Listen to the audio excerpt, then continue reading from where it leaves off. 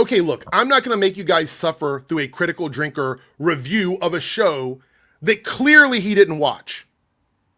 I'm not going to give him any time over here talking about something and being racist about something that he didn't watch.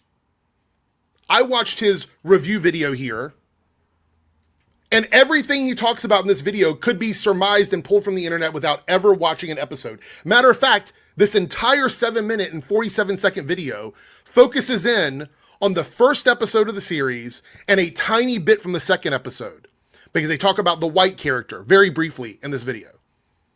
But there's so much stuff in here that is just a content loop of outrage and bigotry and racism. And look, I'm not surprised that he doesn't want to watch these episodes of Ironheart, because he's already established that it's not his thing. And it's totally okay. It is totally okay if there's a show or a movie that you don't want to watch and you want to turn away from it. You don't want to be a part of it. But he needs to stay in the algorithm. Ironheart is trending. It's in Google Trends right now. That's why all of these channels are talking about it. Not because they're happy about it, not because they're trying to debunk misinformation or disinformation, but so they can shit all over something that is probably one of the best produced things Marvel's put out in a long time. He says in his video, it's the worst thing they put out. Overlooking shows like She-Hulk and Secret Invasion, which they would argue were awful, somehow they find this show, which is extremely well produced. There's objectively well produced elements of this show that I would say are better than She-Hulk and Secret Invasion. But they have to play the game. They have to milk and farm outrage and keep that content loop, that outrage loop going over and over again. Being intellectually dishonest at every turn, as bad faith as they can possibly be. Let's go over a couple things in this video that Critical Drinker says that is absolutely wrong and proves to me that either he didn't watch the show and he just decided to throw together this video to put out there, or his editor forgot to put certain things into bullet points. The first big red flag for me in this is he talks about the fact that Riri is a criminal, and that's a stereotype. But yet he goes on streams with people that put every black character in a TV show with gold teeth, a gold chain, and using slang on the thumbnail. But somehow this show is stereotyping black people by showing that there's going to be a character journey. She's going through a journey, which is something they allow other white characters to do, like Tony Stark. Tony Stark, the very first big character we get to meet in the MCU. The first big one. There's the Hulk, but Tony Stark is the big one. He's the one that set the foundation for the MCU. Let's be clear here. He was selling weapons to anybody willing to buy them, and he was totally okay with that. He had to go through character growth to get away from that. He went around shooting people with rockets in the first movie. But I guess because they're not white people, that makes it okay. They have no problem with overlooking things like that. They would put Bucky in a Captain America costume before they would put Sam in a costume. They have no issue with John literally murdering somebody with the Captain America shield. But Riri participating in crime in some way or another in this show is a problem for them. It's an issue for them. And this is a thing that's mirrored and repeated by a lot of these channels.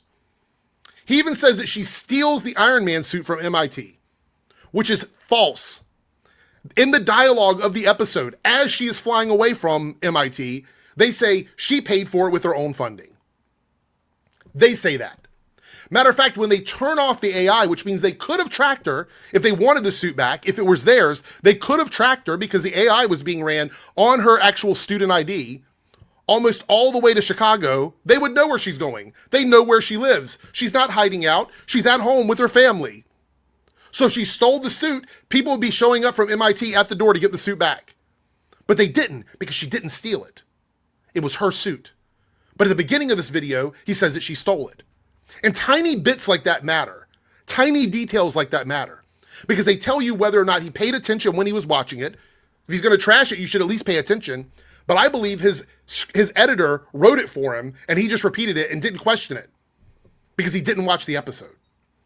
He doesn't talk about any of the growth that she makes between episodes 2 and 3, how she regrets being a part of all of this, how you can see the regret that she has. He talks about the AI being annoying, that Natalie's annoying, and that she's a hood girl. The whole point of Natalie is to be annoying. That's the purpose of that character in the show. Clearly, you can see she's annoying Riri because that is her purpose. That is what she is doing. And they have to build a dynamic together. All of that character growth is something these guys ask for. But when Riri and Natalie are doing it, two black girls, they have an issue with it. They also talk about characters being handed things on a silver platter. And Riri is the opposite of that. Everything she does in this show is because she doesn't have access to everything on a silver platter. Every decision she makes in the show proves that she's not a perfect person. She's not a Mary Sue. They're not calling her that because they can't. So there's no issue with that, I guess. So you start subtracting all of those things from their complaints. She's not a Mary Sue. She makes morally questionable decisions. She doesn't do things like Tony Stark, where they tried to paint her as like a Tony Stark copy. She's not a Tony Stark copy, but they make it seem like she stole the armor, which she didn't. So all of these things are happening in the show, and they switch it up, and they still have a problem with her. What is that problem? What's the problem then? Is it because she's a black girl? If this is a show full of black people and diverse people? They have an issue with Shea Coulee as Slug, as a gay character who's a drag queen in a show. Brand new original character. Shady life, lived in Madripoor. They have an issue with that. So even when they say, we don't want characters to be swapped from straight to gay, we don't want them to go from cis to trans, when you have characters on shows that represent authentically who they are, as a brand new character, we can't even exist in that way. So what does that mean?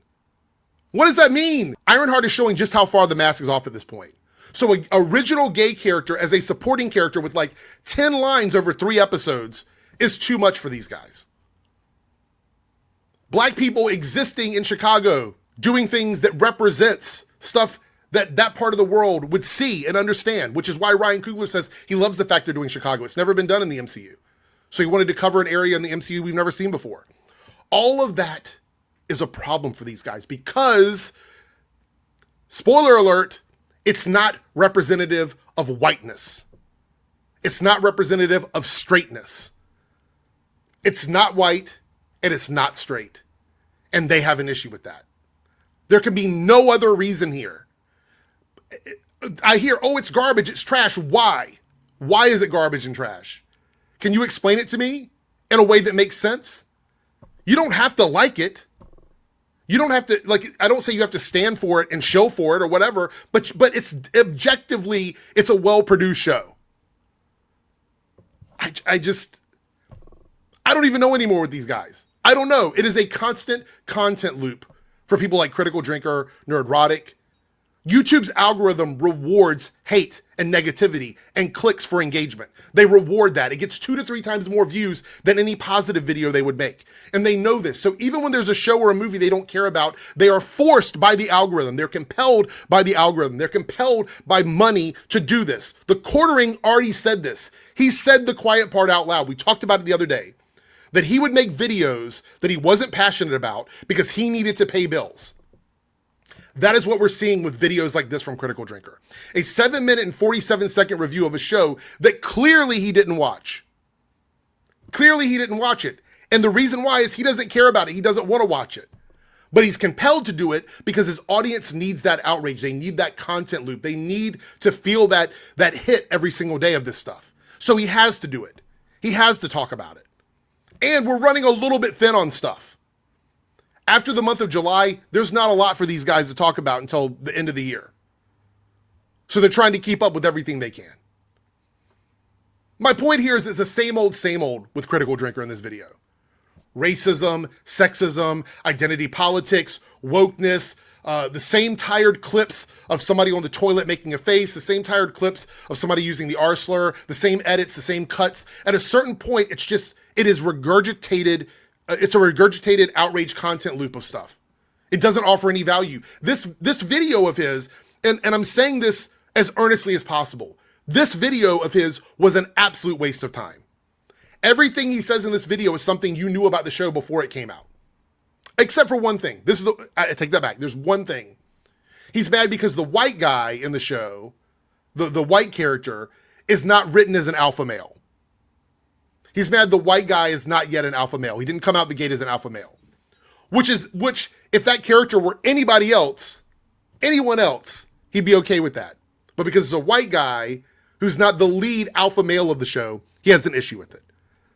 But every other character in the show, there's a problem because they're making decisions on their own. They're on a character journey. This is why these guys need to stop reviewing TV shows like movies. We've got 3 more episodes. It's a 6-episode season. Stop reviewing TV shows like movies. They're not movies. And these guys are peddling racism. They're peddling bigotry. This is probably the most obvious time it's happened, is with the Ironheart show. To me, this is the most obvious, and I've been covering this for a while. It's just blatantly obvious at this point.